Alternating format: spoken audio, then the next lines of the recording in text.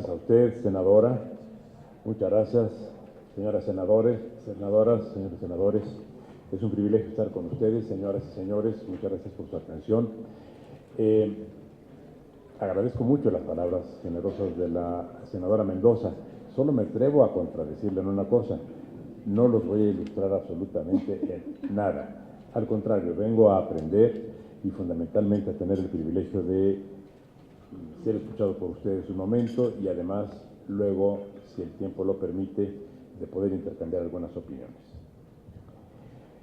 Ya hizo una brillante presentación de la propuesta de legislación reglamentaria con relación al gobierno de coalición, el doctor Barceló. Aplaudo de verdad muy enfática la iniciativa presentada por el senador Sánchez Jiménez, que traduce las múltiples inquietudes que suscita una nueva forma de organización y ejercicio del poder en el país, que muy probablemente se estará llevando a cabo ya hacia el último mes de este año. Luego diré por qué considero que es probable esta opción. Congratulaciones, senador, y congratulaciones al grupo parlamentario del PRD, y mis deseos y votos son votos estrictamente morales. Lamentablemente no podemos votar de otra forma, pero porque ustedes sean escuchados y porque este importante proyecto prospere. Y voy a decir a ustedes por qué es importante que prospere. Ya el doctor Barceló nos explicó la estructura de la iniciativa, que por otra parte nos sentimos muy orgullosos y muy honrados, que corresponda también a una propuesta que hayamos formulado, como el propio senador lo señala en su iniciativa. Pero, señoras y señores, miren, muchos de los presentes son legisladores, otros lo han sido y seguramente unos más lo van a hacer. La reforma constitucional en México se ha caracterizado, por lo menos en los últimos 30 años, por su reglamentarismo. No hay reforma, prácticamente no hay reforma, que no vaya acompañada por una gran cantidad de detalles. Curiosamente, la reforma en materia de gobierno de coalición es una excepción que aplaudo.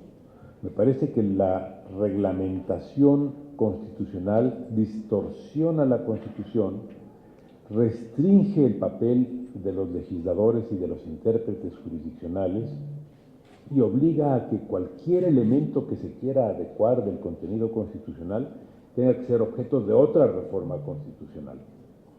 En el caso del gobierno de coalición, se optó de una manera muy pragmática por hacer enunciados muy generales y dejarle al legislador ordinario la tarea de establecer la parte reglamentaria, la letra pequeña de la reforma. En este orden de cosas, es una de las mejores reformas desde el punto de vista técnico, además de, por supuesto, político, que se han hecho últimamente. Y por últimamente me refiero a los últimos 30 años. Ahora bien, esta reforma presenta problemas. Voy a señalar solamente algunos cuantos. El artículo 74 establece la facultad de la Cámara de Diputados para aprobar el Plan Nacional de Desarrollo, mientras que el artículo 89 establece la facultad del Senado. Cuando le da la facultad al presidente, lo obliga a presentar el programa de gobierno. Y estamos hablando exactamente de lo mismo. Nosotros llamamos programa de gobierno al Plan Nacional de Desarrollo. Quiere decir que la Cámara de Diputados discutirá y aprobará un documento, y la Cámara de Senadores conocerá y aprobará otro sobre exactamente lo mismo. Esto puede generar un conflicto entre las dos cámaras, porque además no hay forma de que se comuniquen de acuerdo con la Constitución. La iniciativa del senador Sánchez Jiménez lo resuelve. Por eso, consideramos, y así lo expresó el doctor Barceló, la necesidad de integrar órganos intracongreso que vinculen a ambas cámaras. Más todavía, el tema del presupuesto, que está considerado por la Constitución como facultad exclusiva de la Cámara de Diputados, es indispensable para la financiación del programa de gobierno que haya aprobado la Cámara de Senadores. De suerte que si no hay una cooperación entre ambas cámaras, ocurrirá que las previsiones del programa podrían no cumplirse, y no cumplirse no por causas imputables al gobierno, sino por causas imputables a la Cámara colegisladora, que no habrá provisto de recursos al gobierno para el desarrollo del programa comprometido. Así pues, esto le toca hacerlo a la ley. Si no hay ley, señoras y señores, no habrá posibilidad de coordinación entre las dos cámaras del Congreso de la Unión. Y sería una paradoja que el gobierno de coalición se tradujera en un mecanismo de cooperación entre el Congreso y el gobierno, y no en un mecanismo de cooperación dentro del propio Congreso. De suerte que o hay ley que regule esto, o el gobierno de coalición sencillamente será muy disfuncional. Bien, déjenme que haga un paréntesis, porque gracias a la generosidad y a la hospitalidad de los señores senadores, el doctor Barceló y yo pudimos asistir a la mesa en la que se planteó el tema del de reglamentación del artículo 134. En rigor, señoras y señores, esa reglamentación sería innecesaria. ¿Por qué? Porque basta con modificar un solo precepto de una ley ordinaria para que se resuelva el problema.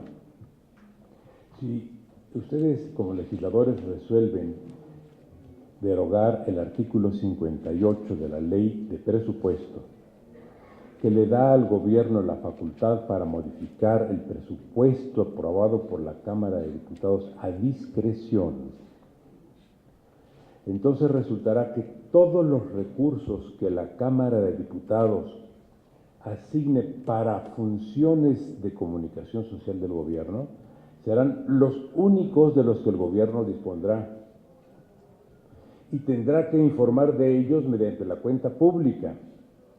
Y por virtud de la cuenta pública, la propia Cámara de Diputados se pronunciará acerca de la legalidad o ilegalidad del destino de los recursos aplicables en materia de comunicación social.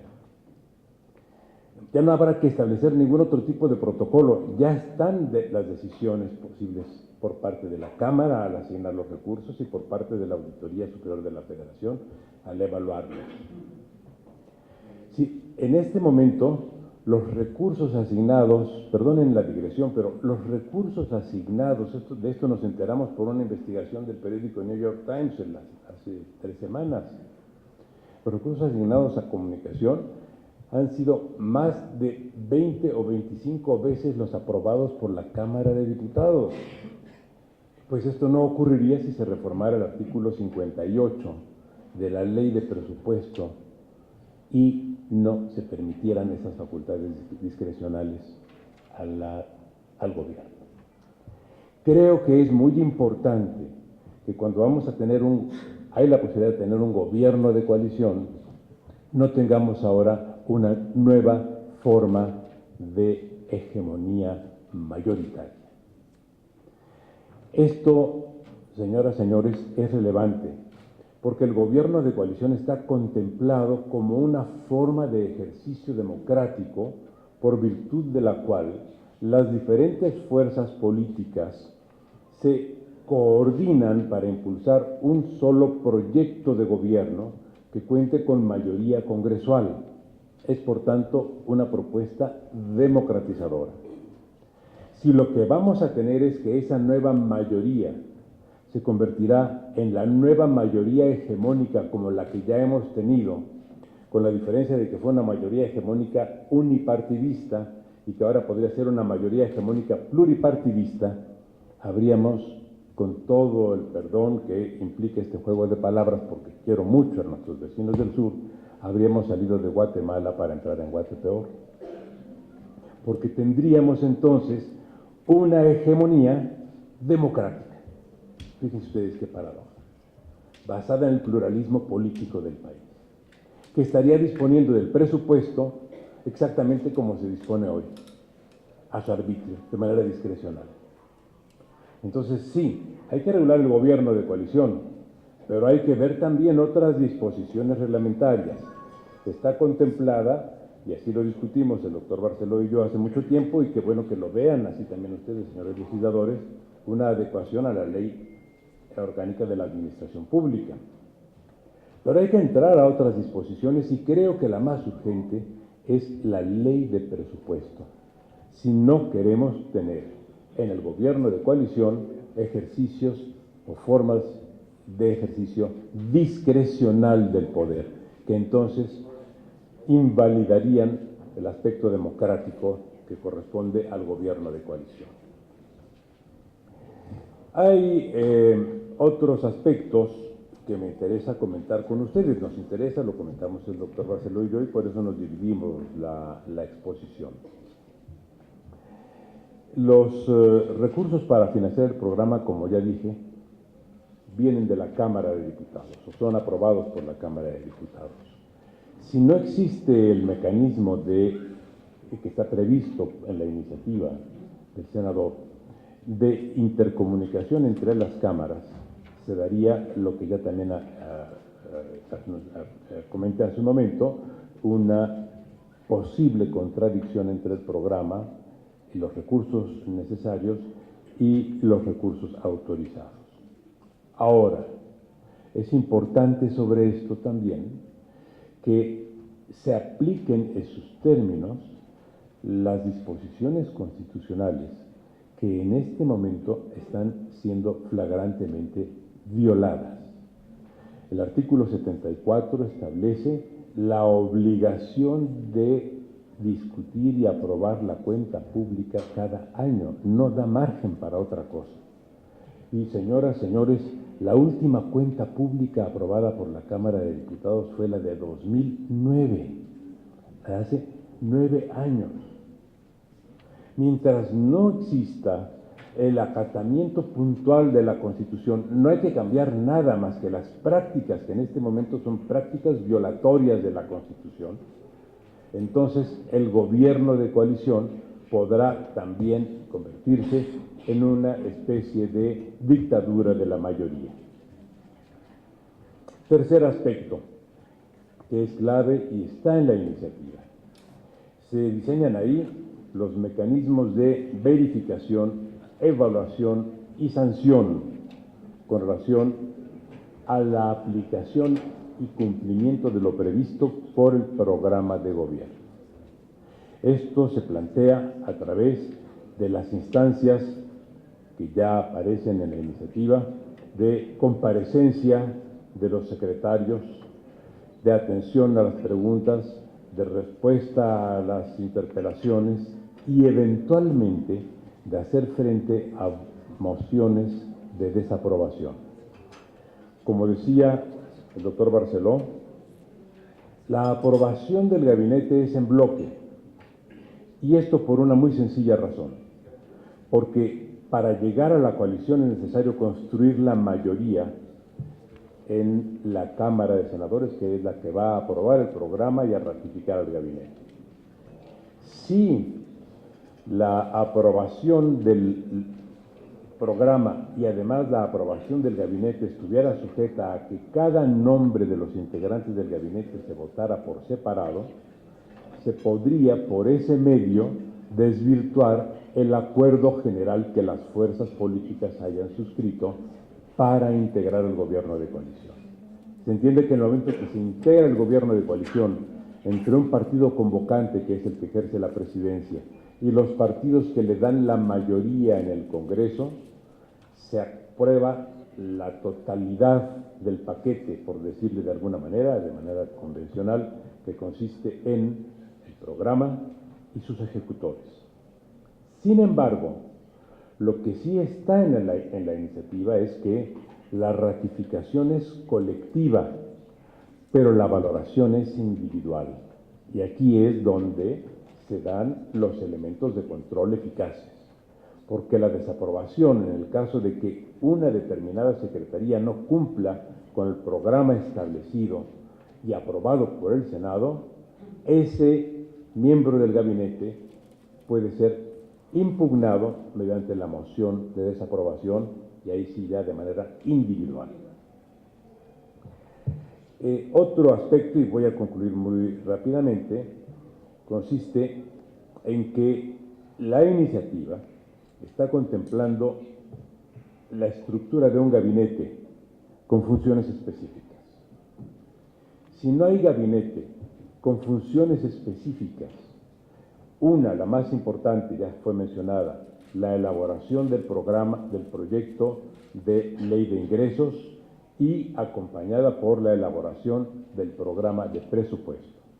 Si esto no se discute en el gabinete, entonces seguiría siendo aplicada en sus términos la ley de planeación hoy en vigor y la ley de presupuesto hoy en vigor, que convierte al secretario de Hacienda en el verdadero ejecutivo, en el verdadero primer ministro del país, porque es el que determina por sí solo, ante sí solo, en este momento, los contenidos del Plan Nacional de Desarrollo, y es el que determina las asignaciones presupuestarias a cada una de las demás dependencias del gobierno. De manera que adiós gobierno de coalición y adiós programa, si hay una sola persona que tiene la suma de facultades, que son las de determinar las prioridades programáticas del gobierno. Por definición, si hay un gobierno de coalición, las funciones programáticas de ese gobierno de coalición son necesariamente colegiadas, necesariamente colectivas, y por eso tiene que haber gabinete con facultades que, si no están en la Constitución, estén en la ley, que es lo que se está proponiendo justamente en esta iniciativa. Concluyo con un último aspecto que no está en la ley, que no está en la Constitución, pero que quiero dejar a la consideración de ustedes. Es indispensable construir derechos para las minorías. Esto es, el gobierno de coalición es el derecho de la mayoría construida mediante una negociación política. Pero si no hay derechos expresos para las minorías, entonces vamos también a una nueva forma de hegemonía. Las mayorías tienen ciertas garantías ya en la iniciativa que estamos analizando del senador Sánchez Jiménez, entre otras la de preguntar, la de interpelar y eventualmente la de proponer una moción de desaprobación, pero dependería de la mayoría si esa moción es aprobada o no. De suerte que realmente quienes van a decidir son los integrantes del propio gobierno de coalición, que tendrán en la Cámara de Senadores la facultad de señalar que alguno de los colegas del gobierno de coalición está incumpliendo. Pero es necesario dar otros pasos. El más importante, y ese sí tiene que ser reforma constitucional al artículo 93, es darle a las minorías en ambas cámaras la facultad de integrar comisiones de investigación. En este momento, la Constitución es muy restrictiva. Lo último que avanzamos fue hace 41 años, cuando en la reforma de 1977 se le facultó a las cámaras, con mayorías, con unas votaciones muy elevadas, integrar comisiones de investigación, pero ¿con relación a qué? A los órganos descentralizados y a las empresas de participación estatal mayoritaria. Hoy el artículo 93 no le es aplicable ni siquiera a Pemex y a la Comisión Federal de Electricidad, porque ya no son órganos descentralizados ni empresas de participación mayoritaria. Son empresas productivas del Estado, un tercer género que no cae en el artículo 93, por lo cual el Congreso carece de facultades para hacer cualquier tipo de investigación, nada menos que sobre el petróleo y sobre la energía eléctrica. Entonces, hay que tocar el 93 y hay que establecer que la facultad de integración de comisiones de investigación sobre la totalidad del funcionamiento del gobierno es facultad de las fuerzas políticas minoritarias, porque no se puede decir que solo la mayoría se investiga a sí misma, porque entonces no se va a investigar nunca. Si no construimos derechos para las minorías de aquí al 1 de diciembre, quiero decirles, señoras, señores, que vamos a tener muy malas noticias a partir del 1 de diciembre, gane quien gane, porque lo que vamos a tener es una nueva forma de impunidad política. Perdonen porque me he extendido. Gracias, señor. Muchas gracias, doctor. ¿Hay alguna pregunta?